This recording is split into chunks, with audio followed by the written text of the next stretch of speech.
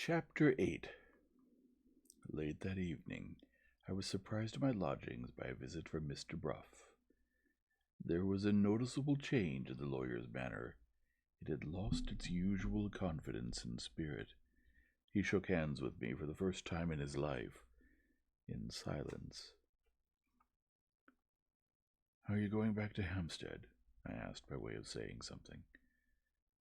"I have just left Hampstead," he answered. "I know, Mr. Franklin, that you got the truth at last, but I tell you plainly, if I could have foreseen the price that was to be paid for it, I should have preferred leaving you in the dark." "You have seen Rachel?" "I have come here after taking her back to Portland Place. It was impossible to let her return in the carriage by herself. I can hardly hold you responsible, considering that you saw her in my house and by my permission, for the shock that this unlucky interview has inflicted on her. All I can do is to provide against a repetition of the mischief. She is young. She has a resolute spirit. She will get over this, with time and rest to help her. I want to be assured that you will do nothing to hinder her recovery. May I depend on your making no second attempt to see her, except with my sanction and approval?" "After what she has suffered, and after what I have suffered," I said, "you may rely on me." "I have your promise." "You have my promise." Mr. Bruff looked relieved. He put down his hat and drew his chair nearer to mine. "That's settled," he said. "Now, about the future. Your future, I mean. To my mind, the result of the extraordinary turn which the matter has now taken is briefly this. In the first place, we are sure that Rachel has told you the whole truth, as plainly as words can tell it. In the second place, though we know that there must be some dreadful mistake somewhere, we can hardly blame her for believing you to be guilty on the evidence of her own senses, backed, as that evidence has been, by circumstances which appear, on the face of them, to tell dead against you." There I interposed. "I don't blame Rachel," I said.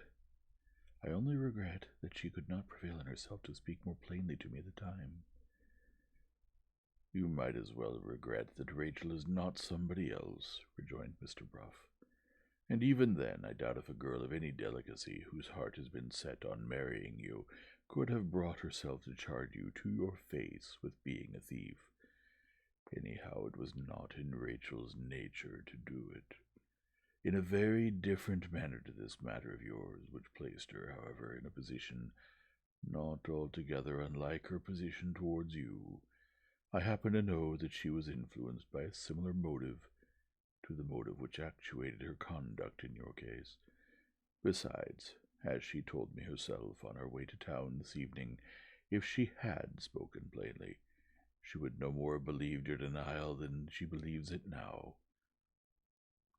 What answer can you make to that? There is no answer to be made to it. Come, Mr. Franklin. My view of the case has been proved to be all wrong, I admit, but as things are now, my advice may be worth having for all that. I tell you plainly, we shall be wasting our time and cudgelling our brains to no purpose if we attempt to try to go back and unravel this frightful complication from the beginning. Let us close our minds resolutely to all that happened last year at Lady Verender's country house, and let us look to what we can discover in the future, instead of to what we cannot discover in the past." "Surely you forget," I said, "that the whole thing is essentially a matter of the past, so far as I am concerned." "Answer me this," retorted Mr. Bruff. "Is the Moonstone at the bottom of all the mischief, or is it not?" "It is, of course." "Very good. What do we believe was done with the Moonstone when it was taken to London?" "It was pledged to Mr. Luker." "We know that you are not the person who pledged it. Do we know who did?" "No." "Where do we believe the Moonstone to be now?" "Deposited in the keeping of Mr. Luker's bankers." "Exactly. Now observe. We are already in the month of June, towards the end of the month. I can't be particular to a day. A year will have elapsed from the time when we believe the jewel to have been pledged. There is a chance, to say the least, that the person who pawned it may be prepared to redeem it when the year's time is expired.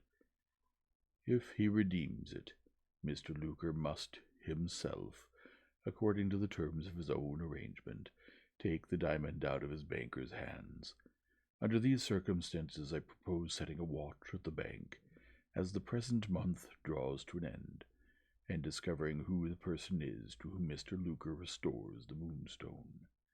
Do you see it now? I admitted, a little unwillingly, that the idea was a new one, at any rate. It's Mr. Murthwaite's idea quite as much as mine, said Mr. Bruff. It might have never entered my head but for a conversation we had together some time since. If Mr. Murthwaite is right, the Indians are likely to be on the lookout at the bank towards the end of the month, too, and something serious may come of it. What comes of it doesn't matter to you and me, except as it may help us to lay hands on the mysterious somebody who pawned the diamond. That person, you may rely on it, is responsible, I don't pretend to know how, for the position in which you stand at this moment, and that person alone can set you right in Rachel's estimation. I can't deny, I said, that the plan you propose meets the difficulty in a way that is very daring, and very ingenious, and very new, but you have an objection to make. Yes, my objection is that your proposal obliges us to wait. Granted, as I reckon the time it requires you to wait about a fortnight, more or less. Is that so very long? It's a lifetime, Mr. Bruff. In such a situation as mine, my existence will be simply unendurable to me, unless I do something towards clearing my character at once. Very well, I understand that. Have you thought yet of what you can do? I've thought of consulting Sergeant Cuff. He has retired from the police. It's useless to expect the sergeant to help you. I know where to find him, and I can but try. Try, said Mr. Bruff after a moment's consideration. The case has assumed such an extraordinary aspect since Sergeant Cuff's time that you may revive his interest in the inquiry. Try and let me hear the result. In the meanwhile, he continued, rising, if you make no discoveries between this and the end of the month, am I free to try, on my side, what can be done by keeping a lookout at the bank? Certainly, I answered, unless I relieve you of all necessity for trying the experiment in the envelope. Mr. Bruff smiled and took up his hat. Tell Sergeant Cuff, he rejoined, that I say the discovery of the truth depends on the discovery of the person who pawned the diamond, and let me hear what the sergeant's experience says to that. So we parted. Early the next morning I set forth for the little town of Dorking, the place of Sergeant Cuff's retirement, as indicated to me by Betteredge. Inquiring at the hotel, I received the necessary directions for finding the sergeant's cottage. It was approached by a quiet by-road, a little way out of the town, and it stood snugly in the middle of its own plot of garden ground, protected by a good brick wall at the back and the sides, and by a high quickset hedge in front. The gate, ornamented at the upper part by smartly painted trellis work, was locked. After the ringing of the bell, I peered through the trellis work and saw the great Cuff's favorite flower everywhere, blooming in his garden, clustering over his door, looking in at his windows. Far from the crimes and mysteries of the great city, the illustrious thief-taker was placidly living out the last sybarite years of his life, smothered in roses. A decent elderly woman opened the gate to me, and at once annihilated all the hopes I had built on securing the assistance of Sergeant Cuff. He had started, only the day before, on a journey to Ireland. "Has he gone there on business?" I asked. The woman smiled. "He has only one business now, sir," she said, "and that's roses. Some great man's gardener in Ireland has found out something new in the growing of roses, and Mr. Cuff's away to inquire into it. Do you know when he will be back?"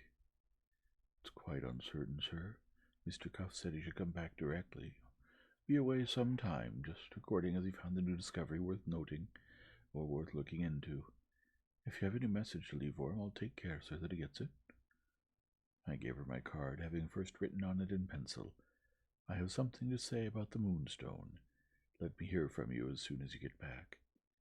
That done, there was nothing left but to submit to circumstances, and return to London. In the irritable condition of my mind, at the time of which I am now writing, the abortive result of my journey to the sergeant's cottage simply aggravated the restless impulse in me to be doing something. On the day of my return from Dorking, I determined that the next morning should find me bent on a new effort at forcing my way through all obstacles from the darkness to the light. What form was my next experiment to take? If the excellent Betteredge had been present while I was considering that question, and if he had been let into the secret of my thoughts, he would, no doubt, have declared that the German side of me was on this occasion my uppermost side. To speak seriously, it is perhaps possible that my German training was in some degree responsible for the labyrinth of useless speculations in which I now involved myself. For the greater part of the night I sat smoking and building up theories, one more profoundly improbable than another. When I did get to sleep, my waking fancies pursued me in dreams. I rose the next morning with subjective and subjective objective inextricably entangled together in my mind, and I began the day which was to witness my next effort at practical action of some kind by doubting whether I had any sort of right, on purely philosophical grounds, to consider any sort of thing, the diamond included, as existing at all. How long I might have remained lost in the mist of my own metaphysics, if I had been left to extricate myself, it is impossible for me to say. As the event proved, accident came to my rescue, and happily delivered me. I happened to wear that morning the same coat which I had worn on the day of my interview with Rachel.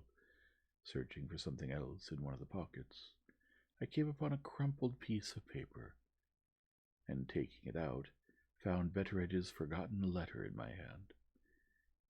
It seemed hard on my good old friend to leave him without a reply. I went to my writing table and read his letter again. A letter which has nothing of the slightest importance in it is not always an easy letter to answer. Betteredge's present effort at corresponding with me came within this category. Mr. Candy's assistant, otherwise Ezra Jennings, had told his master that he had seen me, and Mr. Candy, in his turn, wanted to see me and say something to me when I was next in the neighborhood of Frizinghall. What was to be said in answer to that, which would be worth the paper it was written on?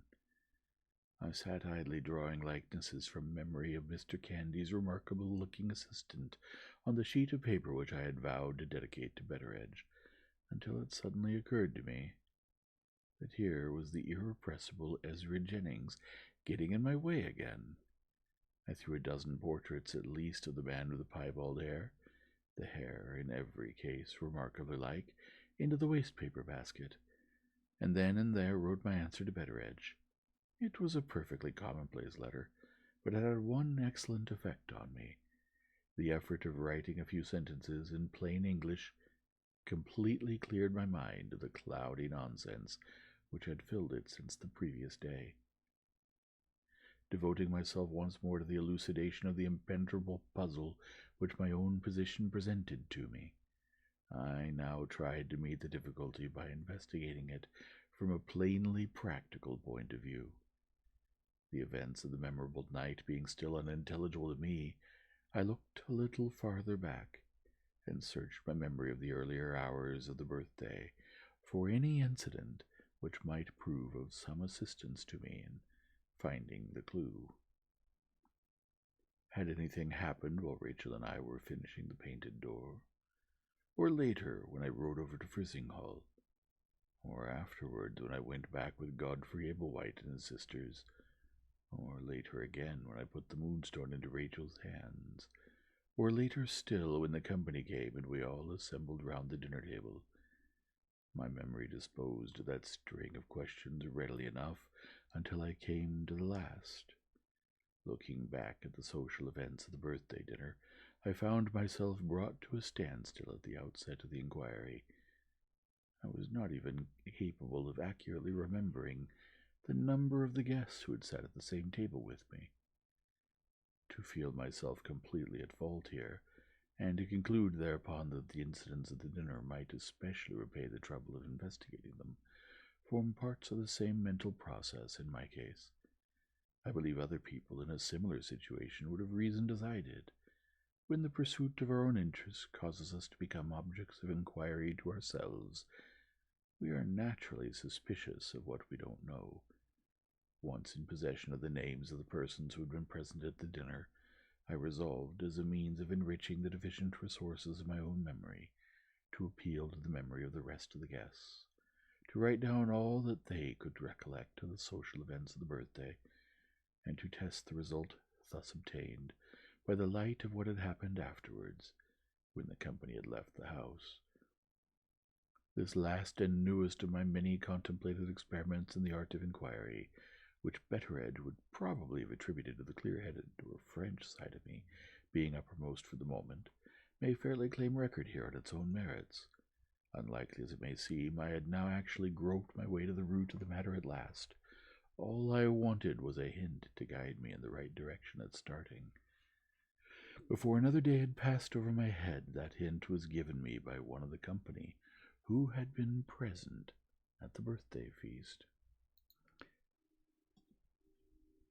With the plan of proceeding which I now had in view, it was first necessary to possess the complete list of the guests. This I could easily obtain from Gabriel Betteredge. I determined to go back to Yorkshire on that day, and to begin my contemplated investigation the next morning. It was just too late to start by the train which left London before noon. There was no alternative but to wait nearly 3 hours for the departure of the next train. Was there anything I could do in London which might usefully occupy this interval of time? My thoughts went back again, obstinately, to the birthday dinner. Though I had forgotten the numbers, and in many cases the names of the guests, I remembered readily enough that by far the larger proportion of them came from Frizinghall, or from its neighbourhood. But the larger proportion was not all. Some few of us were not regular residents of the country. I myself was one of the few. Mr. Murthwaite was another. Godfrey Ablewhite was a third. Mr. Bruff— no, I called to mind that business had prevented Mr. Bruff from making one of the party. Had any ladies been present whose usual residence was in London? I could only remember Miss Clack as coming within this latter category. However, here were 3 of the guests, at any rate, whom it was clearly advisable for me to see before I left town. I drove off at once to Mr. Bruff's office, not knowing the addresses of the persons of whom I was in search, and thinking it probable that he might put me in the way of finding them. Mr. Bruff proved to be too busy to give me more than a minute of his valuable time. In that minute, however, he contrived to dispose in the most discouraging manner of all the questions I had to put to him. In the first place, he considered my newly discovered method of finding a clue to the mystery as something too purely fanciful to be seriously discussed. In the second, third, and fourth places, Mr. Murthwaite was now on his way back to the scene of his past adventures. Miss Clack had suffered losses and had settled from motives of economy in France. Mr. Godfrey Ablewhite might, or might not, be discoverable somewhere in London. Suppose I inquired at his club? And suppose I excused Mr. Bruff if he went back to his business, and wished me good morning?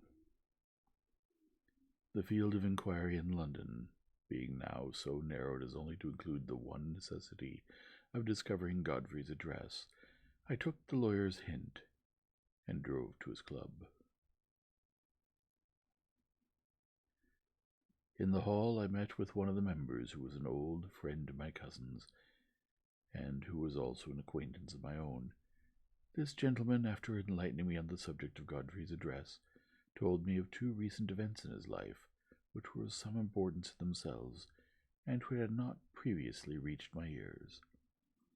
It appeared that Godfrey, far from being discouraged by Rachel's withdrawal from her engagement to him, had made matrimonial advances soon afterwards to another young lady, reputed to be a great heiress. His suit had prospered, and his marriage had been considered as a settled and certain thing. But here again the engagement had been suddenly and unexpectedly broken off, owing, it was said on this occasion, to a serious difference of opinion between the bridegroom and the lady's father on the question of settlements.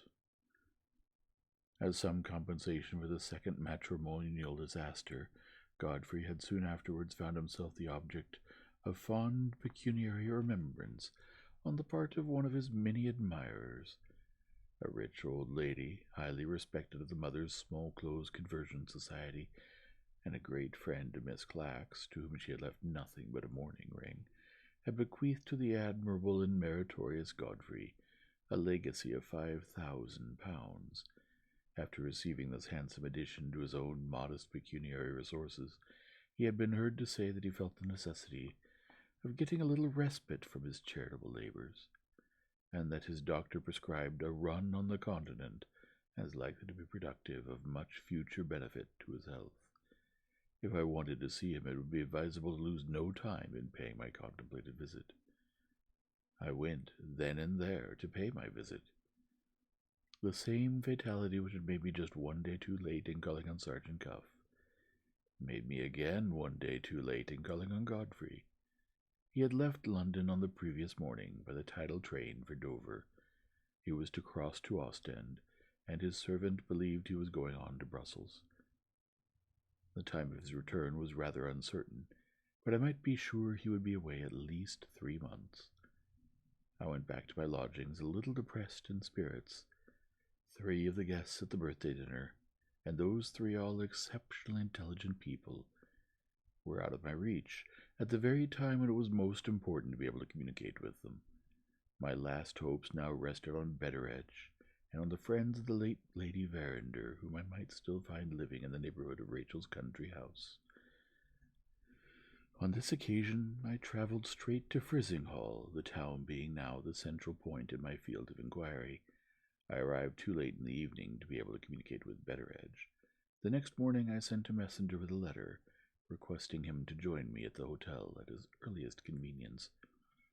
Having taken the precaution, partly to save time, partly to accommodate Betteredge, of sending my messenger in a fly, I had a reasonable prospect, if no delays occurred, of seeing the old man within less than 2 hours from the time when I had sent for him. During this interval I arranged to employ myself in opening my contemplated inquiry among the guests present at the birthday dinner, who were personally known to me, and who were easily within my reach. These were my relatives, the Ablewhites, and Mr. Candy.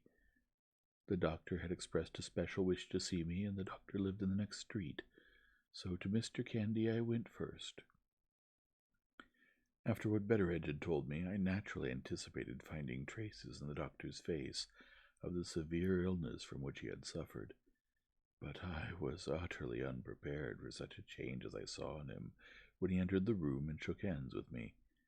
His eyes were dim, his hair had turned completely gray, his face was wizen, his figure had shrunk.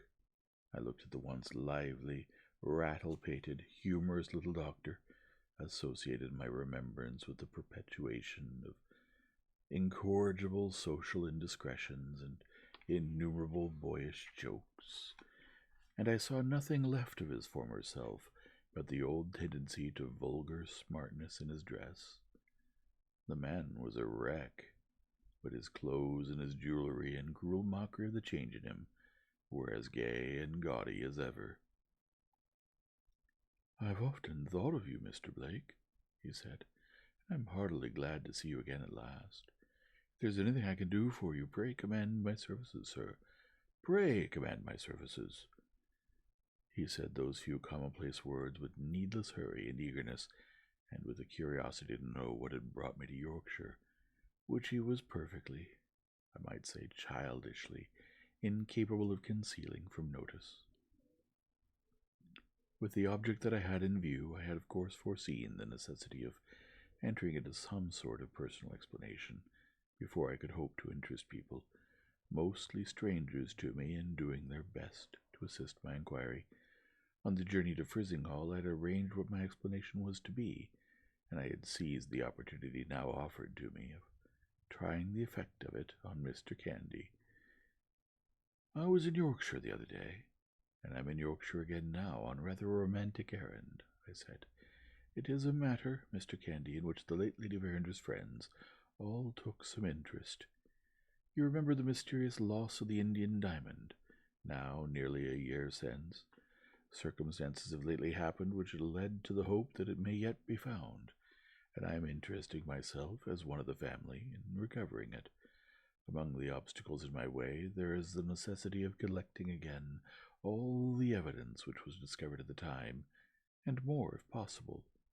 There are peculiarities in this case which make it desirable to revive my recollection of everything that happened in the house on the evening of Miss Verander's birthday, and I venture to appeal to her late mother's friends who were present on that occasion to lend me the assistance of their memories."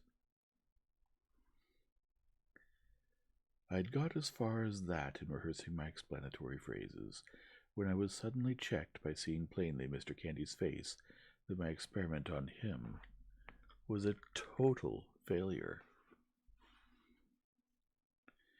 The little doctor sat restlessly picking at the points of his fingers all the time I was speaking. His dim, watery eyes were fixed on my face with an expression of vacant and wistful inquiry, very painful to see. What he was thinking of it was impossible to divine. The one thing clearly visible was that I had failed, after the first 2 or 3 words, in fixing his attention. The only chance of recalling him to himself appeared to lie in changing the subject. I tried a new topic immediately. "So much," I said gaily, "for what brings me to Frizinghall. Now, Mr. Candy, it's your turn. You sent me a message by Gabriel Betteredge." He left off picking at his fingers and suddenly brightened up.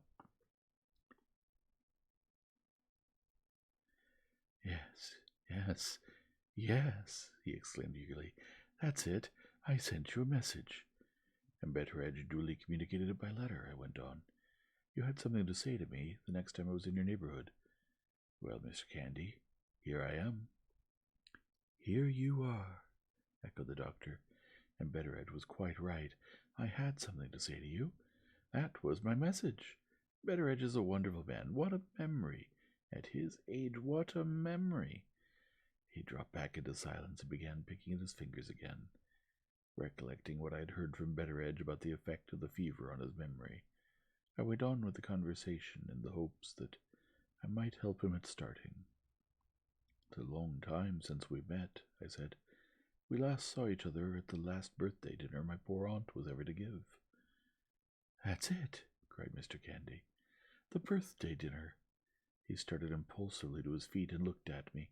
A deep flush suddenly overspread his faded face, and he abruptly sat down again, as if conscious of having betrayed a weakness which he would fain have concealed. It was plain, pitiably plain, that he was aware of his own defect of memory, and that he was bent on hiding it from the observation of his friends. Thus far he had appealed to my compassion only, but the words he had just said, few as they were, roused my curiosity instantly to the highest pitch. The birthday dinner had already become the one event in the past at which I looked back with strangely mixed feelings of hope and distrust, and here was the birthday dinner unmistakably proclaiming itself as the subject on which Mr. Candy had something important to say to me. I attempted to help him out once more, but this time my own interests were at the bottom of my compassionate motive, and they hurried me on a little too abruptly to the end I had in view. It's nearly a year now, I said, since we sat at that pleasant table. Have you made any memorandum in your diary or otherwise of what you wanted to say to me? Mr. Candy understood the suggestion and showed me that he understood it as an insult. I require no memorandums, Mr. Blake, he said stiffly enough. I'm not such a very old man yet, and my memory, thank God, is to be thoroughly depended on.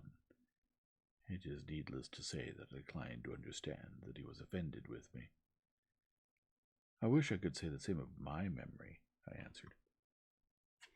When I try to think of matters that a year old, I seldom find my remembrance as vivid as I wish it could be. Take the dinner at Lady Verander's, for instance.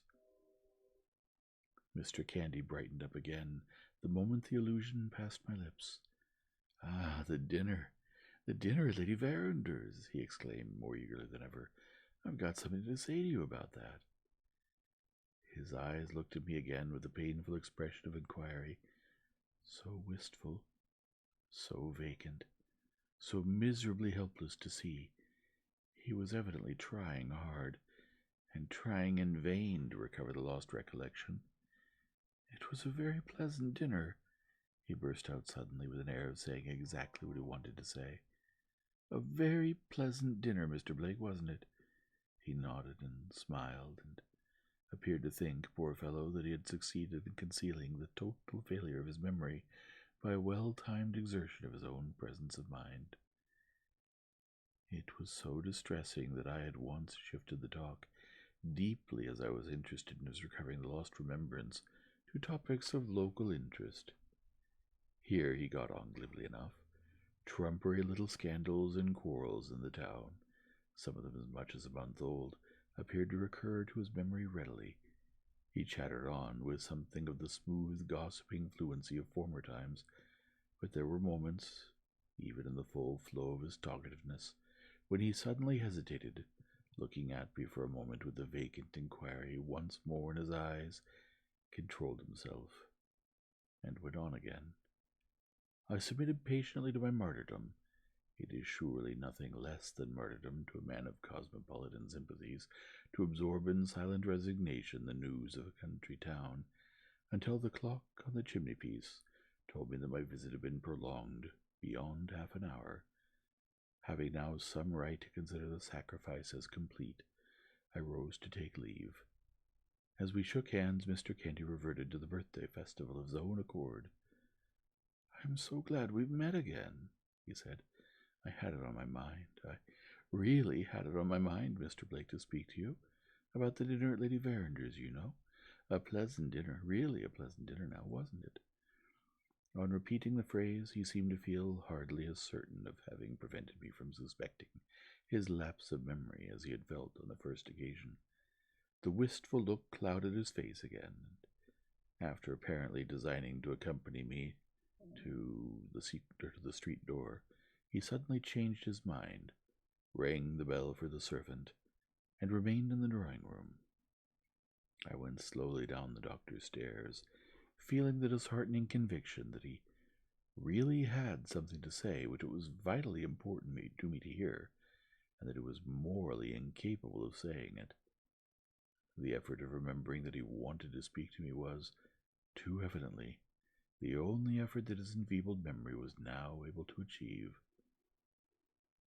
Just as I reached the bottom of the stairs, and had turned a corner on my way to the outer hall, a door opened softly somewhere on the ground floor of the house, and a gentle voice said behind me, "I'm afraid, sir, you find Mr. Candy sadly changed."